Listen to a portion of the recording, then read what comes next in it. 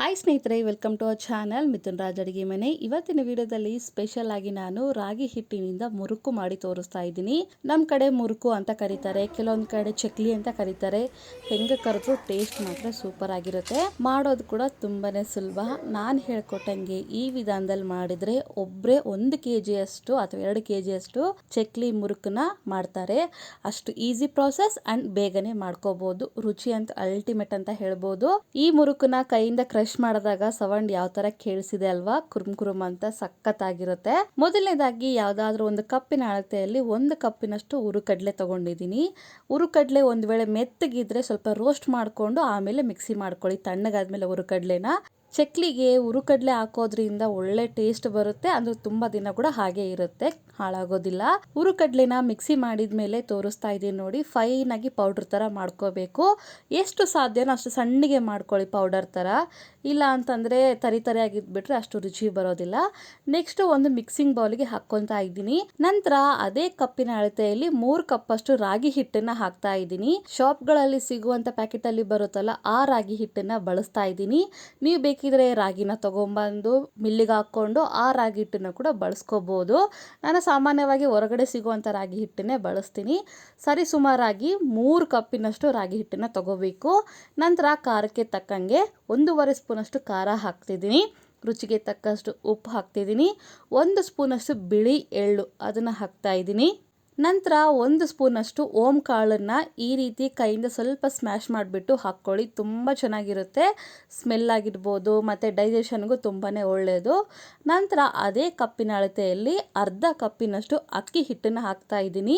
ಅಕ್ಕಿ ಹಿಟ್ಟು ಕೂಡ ಪ್ಯಾಕೆಟಲ್ಲಿ ತಂದಿರುವಂಥ ಅಕ್ಕಿ ಹಿಟ್ಟನ್ನೇ ಹಾಕ್ತಾ ಇದ್ದೀನಿ. ಅರ್ಧ ಕಪ್ಪಿನಷ್ಟು ಅಕ್ಕಿ ಹಿಟ್ಟು ಹಾಕ್ಕೊಂಡಿದ್ಮೇಲೆ 1/4 ಸ್ಪೂನ್ ಅಷ್ಟು ಇಂಗು ಹಾಕ್ತಾ ಇದ್ದೀನಿ. ಇಂಗು ತುಂಬಾನೇ ಒಳ್ಳೆ ಫ್ಲೇವರ್ ಕೊಡುತ್ತೆ ಇದಕ್ಕೆ.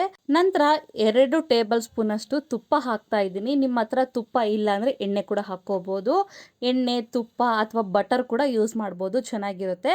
ನಾನು ಸ್ವಲ್ಪ ಹೆಲ್ತಿಯಾಗಿ ಮಾಡ್ತಿರೋದ್ರಿಂದ ತುಪ್ಪನ ಹಾಕಿದ್ದೀನಿ. ತುಪ್ಪ ಹಾಕಿದ್ಮೇಲೆ ಸ್ಪೂನಿನ ಸಹಾಯದಿಂದ ನೀಟಾಗಿ ಕಲಿಸ್ಬಿಟ್ಟು ನಂತರ ಈ ರೀತಿ ಸ್ಪೂನಲ್ಲಿ ಇರೋದನ್ನೆಲ್ಲ ತೆಗೆದ್ಬಿಟ್ಟು ಕೈಯಿಂದ ಕಲಿಸ್ತೀನಿ. ಎಷ್ಟು ಸಾಧ್ಯನೋ ಅಷ್ಟು ನೀಟಾಗಿ ಕಲಿಸ್ಕೊಳ್ಳಿ. ಆ್ಯಂಡ್ ನಿಮ್ಮೆಲ್ಲರ ಹತ್ರ ಒಂದು ರಿಕ್ವೆಸ್ಟ್, ನನ್ನ ಚಾನಲ್ನ ಮೊದಲನೇ ಬಾರಿ ನೋಡ್ತಾ ಇದ್ರೆ ಪ್ಲೀಸ್ ಎಲ್ಲರೂ ದಯವಿಟ್ಟು ಸಬ್ಸ್ಕ್ರೈಬ್ ಮಾಡ್ಕೊಳ್ಳಿ. ಪಕ್ಕದಲ್ಲೇ ಇರುವಂಥ ಬೆಲ್ ಬಟನ್ನ ಕ್ಲಿಕ್ ಮಾಡೋದನ್ನು ಮಾತ್ರ ಮರಿಬೇಡಿ. ಎಲ್ಲವನ್ನು ನೀಟಾಗಿ ಕಲಿಸ್ಕೊಂಡಿದ್ಮೇಲೆ ಹಿಟ್ಟನ್ನು ಈ ರೀತಿ ಕೈಯಲ್ಲಿ ಮುಷ್ಟಿ ಥರ ಮಾಡಿಕೊಂಡ್ರೆ ಹಾಗೆ ಶೇಪ್ ಬರಬೇಕು. ಈ ರೀತಿ ಆದರೆ ಚೆನ್ನಾಗಿ ಬಂದಿದೆ ಅಂತ ಅರ್ಥ. ಒಂದು ವೇಳೆ ನಿಮಗೆ ಈ ರೀತಿ ಬಂದಿಲ್ಲ ಅಂದರೆ ಇನ್ನೊಂದು 2 ಸ್ಪೂನ್ ಅಷ್ಟು ಅಥವಾ 1 ಸ್ಪೂನ್ ಅಷ್ಟು ತುಪ್ಪನೋ ಎಣ್ಣೆನೋ ಯಾವುದಾದ್ರೂ ಹಾಕ್ಕೊಂಡ್ಬಿಟ್ಟು ಇನ್ನೊಂದ್ಸಲ ನೀಟಾಗಿ ಕಲಿಸ್ಕೊಂಡು ಅವಾಗ ಮುಷ್ಟಿ ಕಟ್ಟಿ ಅವಾಗ ಬರುತ್ತೆ. ಈ ರೀತಿ ಎಲ್ಲ ಕಲಿಸ್ಕೊಂಡಿದ್ಮೇಲೆ ಇವಾಗ ನಾನು ತಣ್ಣೀರು ಹಾಕ್ತಾ ಇದ್ದೀನಿ. ಬಿಸಿ ನೀರಲ್ಲ, ಉಗುರು ಬೆಚ್ಚ ನೀರಲ್ಲ, ತಣ್ಣೀರು ಹಾಕ್ಕೊಂಡಿದ್ಮೇಲೆ ಸ್ವಲ್ಪನೇ ಹಾಕ್ಕೊಂಡು ಈ ರೀತಿ ಸೆಮಿ ಸಾಫ್ಟಾಗಿ ಕಲಿಸ್ಕೋಬೇಕು. ತೀರಾ ಗಟ್ಟಿಯಾಗಿ ಕಲಿಸ್ಕೋಬಾರ್ದು, ತೀರಾ ನೀರಾಗಿ ಕೂಡ ಕಲಿಸ್ಕೋಬಾರ್ದು, ಸೆಮಿ ಸಾಫ್ಟಾಗಿ ಕಲಿಸ್ಕೋಬೇಕು. ವಿಡಿಯೋದಲ್ಲಿ ಕಾಣಿಸ್ತಾ ಇದೆ ಅಂತ ಅನ್ಕೊಂಡಿದ್ದೀನಿ ಎಷ್ಟು ಸಾಫ್ಟಾಗಿ ಕಲಿಸಿದ್ದೀನಿ ನಾನು ಅಂತ. ಹಿಟ್ಟನ್ನ ಇನ್ನು ಸ್ವಲ್ಪ ನೀರಾಗಿ ಕಲಿಸ್ಕೊಂಡ್ರೆ ಏನಾಗುತ್ತೆ ಅಂದರೆ ಎಣ್ಣೆಯಲ್ಲಿ ಹಾಕಿದಾಗ ಎಣ್ಣೆ ಜಾಸ್ತಿ ಹೀರ್ಕೊಳ್ಳುತ್ತೆ. ಅದಕ್ಕೋಸ್ಕರ ಸಾಫ್ಟಾಗಿ ಕಲಿಸ್ಕೋಬೇಕು.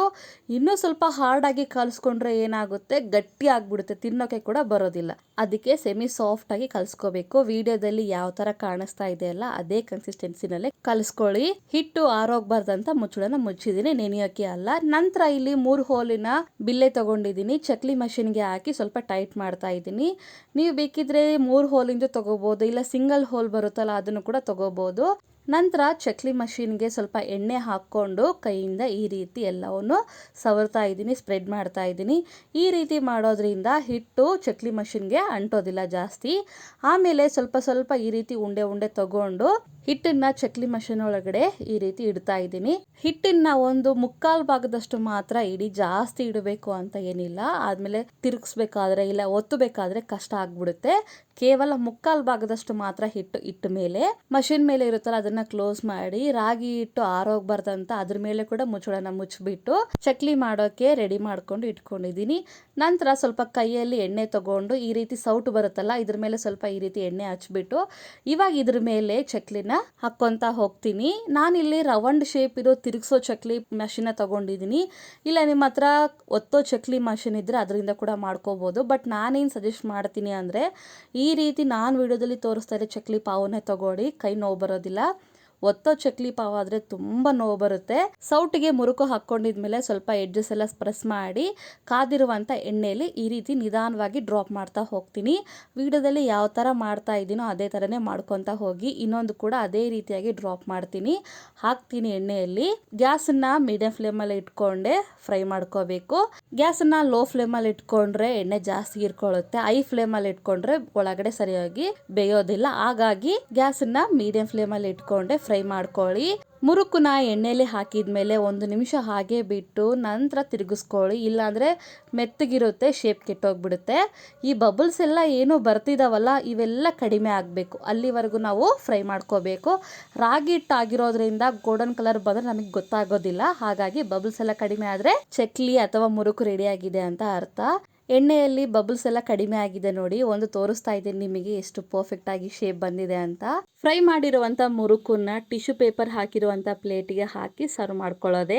ನಾನಿಲ್ಲಿ ಟಿಶ್ಯೂ ಪೇಪರ್ ಮೇಲೆ ಹಾಕ್ತಿದ್ದೀನಿ, ನೀವು ಬೇಕಿದ್ರೆ ಪೇಪರ್ ಮೇಲೆ ಕೂಡ ಹಾಕ್ಕೋಬೋದು, ಇಲ್ಲ ಹಾಗೆ ಕೂಡ ಹಾಕ್ಕೋಬೋದು. ನೋಡಿದ್ರೆ ಶೇಪ್ ಯಾವ ಥರ ಬಂದಿದೆ ಅಂತ. ರಾಗಿ ಮುರುಕು ಒಂದು ಬ್ಯಾಚ್ ಹಾಕಿದ ಮೇಲೆ ಮತ್ತು ಅದೇ ಪ್ರಾಸೆಸ್ನ ರಿಪೀಟ್ ಮಾಡ್ತಿದ್ದೀನಿ. ಸೌಟಿನ ಮೇಲೆ ಸ್ವಲ್ಪ ಎಣ್ಣೆ ಅಪ್ಲೈ ಮಾಡಿಕೊಂಡು ಈ ರೀತಿ ಪ್ರೆಸ್ ಮಾಡ್ಕೊತಾ ಹೋಗ್ತೀನಿ. ಪ್ರೆಸ್ ಮಾಡ್ಕೊಂಡಿದ್ಮೇಲೆ ಎಡ್ಜಸ್ಸನ್ನು ಇನ್ನು ಸ್ವಲ್ಪ ಈ ರೀತಿ ಒತ್ತಿದ್ರೆ ಸ್ಟಿಫಾಗಿ ಕೂಡುತ್ತೆ. ಇವಾಗ ಬಿಸಿ ಆಗಿರುವಂಥ ಎಣ್ಣೆಯಲ್ಲಿ ಡ್ರಾಪ್ ಮಾಡ್ಕೊತಾ ಹೋಗಬೇಕು. ಸೇಮ್ ಪ್ರಾಸೆಸ್ನ ರಿಪೀಟ್ ಮಾಡ್ತೀನಿ, ಏನು ಚೇಂಜಸ್ ಇಲ್ಲ. ನಿಮಗೆ ಈ ರೀತಿ ಕಷ್ಟ ಆಗುತ್ತೆ ಅಂದರೆ ಡೈರೆಕ್ಟಾಗಿ ಎಣ್ಣೆಯಲ್ಲಿ ಕೂಡ ನೀವು ಮುರುಕನ್ನು ಮಾಡ್ಬೋದು. ಒಂದು ವೇಳೆ ನಿಮಗೆ ಎಕ್ಸ್ಪೀರಿಯೆನ್ಸಿಂದ ಡೈರೆಕ್ಟಾಗಿ ಎಣ್ಣೆಯಲ್ಲೇ ಮಾಡಿಬಿಡಿ, ಇಲ್ಲಾಂದರೆ ಈ ಪ್ರಾಸೆಸ್ ಬೆಸ್ಟ್ ಅಂತ ಹೇಳ್ತೀನಿ. ಈ ರೀತಿ ಮತ್ತೆ ಇನ್ನೊಂದು ಕೂಡ ಹಾಕಿ ತೋರಿಸ್ತಾ ಇದ್ದೀನಿ ನೋಡಿ. ಎಣ್ಣೆಯಲ್ಲಿ ಡ್ರಾಪ್ ಮಾಡಿದ್ದೀನಿ, ಇನ್ನೊಂದು ಕೂಡ ಹಾಕಿದ್ದೀನಿ. ಫಸ್ಟಿಗೆ 3 ಹಾಕಿದ್ದೀನಿ, ನಂತರ ನಾನು ಇಲ್ಲಿ 4 ಹಾಕಿದ್ದೀನಿ. ನೀವು ತೊಗೊಂಡಿರೋ ಪಾತ್ರೆಯಲ್ಲಿ ತೊಗೊಂಡಿರೋ ಎಣ್ಣೆಗೆ ಎಷ್ಟು ಸಾಧ್ಯನೋ ಅಷ್ಟು ಮುರುಕು ಅಥವಾ ಚಕ್ಲಿನ ಹಾಕ್ಕೊಂಡು ಎರಡೂ ಕಡೆನೂ ನೀಟಾಗಿ ಫ್ರೈ ಮಾಡ್ಕೋಬೇಕು. ಗ್ಯಾಸನ್ನು ಮೀಡಿಯಂ ಫ್ಲೇಮಲ್ಲಿ ಇಟ್ಕೊಂಡೆ ಈ ರೀತಿ ಬಬಲ್ಸ್ ಎಲ್ಲ ಕಡಿಮೆ ಆದಮೇಲೆ ಒಂದು ಟಿಶ್ಯೂ ಪೇಪರ್ ಮೇಲೆ ಹಾಕ್ಕೊಳ್ಳಿ. ಈ ರಾಗಿ ಮುರುಕು ಸರಿಸುಮಾರಾಗಿ 1 ತಿಂಗಳವರೆಗೂ ಸ್ಟೋರ್ ಮಾಡಿ ಇಟ್ಕೋಬೋದು. ಯಾವುದಾದ್ರೂ ಬಾಕ್ಸಲ್ಲಿ ಸ್ಟೋರ್ ಮಾಡಿದರೆ 1 ತಿಂಗಳು 1.5 ತಿಂಗಳವರೆಗೂ ಸ್ಟೋರ್ ಮಾಡಿ ಇಟ್ಕೊತಾರೆ. ಅಲ್ಲಿವರೆಗೆ ಎಲ್ಲಿರುತ್ತೆ, ತಿಂದು ತಿಂದು ಖಾಲಿ ಮಾಡಿಬಿಡ್ತಾರೆ, ಅಷ್ಟು ರುಚಿಯಾಗಿರುತ್ತೆ. ಏನಂದರೆ ಸ್ವಲ್ಪ ಉಪ್ಪು ಖಾರ ಒಂದೇ ಕರೆಕ್ಟಾಗಿ ಹಾಕ್ಕೊಳ್ಳಿ. ಎಣ್ಣೆಯಲ್ಲಿ ಬಬಲ್ಸ್ ಎಲ್ಲ ಕಡಿಮೆ ಆದಮೇಲೆ ಮತ್ತೆ ಟಿಶ್ಯೂ ಪೇಪರ್ ಮೇಲೆ ಹಾಕ್ಕೊಂಡು ತಣ್ಣಗಾದ್ಮೇಲೆ ತಿನ್ನಿ, ತುಂಬ ರುಚಿಯಾಗಿರುತ್ತೆ. ಒಂದು ಸರಿ ಮಾಡಿದರೆ ಪದೇ ಪದೇ ಇದೇ ರೀತಿಯಾಗಿ ಹೆಲ್ತಿಯಾಗಿ ರಾಗಿ ಮುರುಕು ಅಥವಾ ರಾಗಿ ಚಕ್ಲಿ ಮಾಡ್ತಾನೆ ಇರ್ತೀರಾ. ತುಂಬಾ ಸಿಂಪಲ್ ಪ್ರಾಸೆಸ್. ಏನಪ್ಪ ಅಂತಂದರೆ ಚಕ್ಲಿ ಮಷಿನ್ ಇದೆ ಅಲ್ಲ, ನಾನು ವಿಡಿಯೋದಲ್ಲಿ ಮಾಡ್ತಿರೋ ಚಕ್ಲಿ ಮಿಷಿನ್ ಆಗಿದ್ರೆ ಪ್ರಾಬ್ಲಮ್ ಇರೋದಿಲ್ಲ. ಅದೇ ಒತ್ತೋ ಚಕ್ಲಿ ಮಿಷಿನ್ ಆಗಿದ್ರೆ ಕೈ ನೋವು ತುಂಬ ಬರುತ್ತೆ. ಆದಷ್ಟು ನಾನು ಸಜೆಸ್ಟ್ ಮಾಡೋದು ನಾನು ತೊಗೊಂಡಿರುವಂಥ ಚಕ್ಲಿ ಪಾವನ್ನೇ ತೊಗೊಳ್ಳಿ. ಮಕ್ಕಳು ಸ್ಕೂಲಿಂದ ಬಂದ ಮೇಲೆ ಹಸಿವಂತ ಕೇಳ್ತಾರೆ. ಈ ರೀತಿ ಹೆಲ್ತಿಯಾಗಿ ರಾಗಿ ಹಿಟ್ಟಿನಿಂದ ಚಕ್ಲಿ ಮಾಡಿಕೊಟ್ರೆ ಬೇಡ ಅನ್ನೋದೇ ಎಲ್ಲ ಖಾಲಿ ಮಾಡ್ತಾರೆ, ಅಷ್ಟು ರುಚಿಯಾಗಿರುತ್ತೆ. ಮಾಡೋದು ಕೂಡ ತುಂಬಾ ಸಿಂಪಲ್ ಪ್ರಾಸೆಸ್. ಈ ರೆಸಿಪಿ, ಈ ವಿಡಿಯೋ, ಈ ರಾಗಿ ಚಕ್ಲಿ, ರಾಗಿ ಮುರುಕು ನಿಮಗೆ ಇಷ್ಟ ಆದರೆ ನನ್ನ ಚಾನಲ್ನ like, share, comment and subscribe ಮಾಡ್ಕೊಳ್ಳೋದನ್ನು ಮಾತ್ರ ಮರಿಬೇಡಿ. ಓಕೆನಾ? ಮುಂದಿನ ವಿಡಿಯೋದಲ್ಲಿ ಮತ್ತೆ ಸಿಗ್ತೀನಿ. ಅಲ್ಲಿವರೆಗೂ ಟೇಕ್ ಕೇರ್, ಬಾಯ್.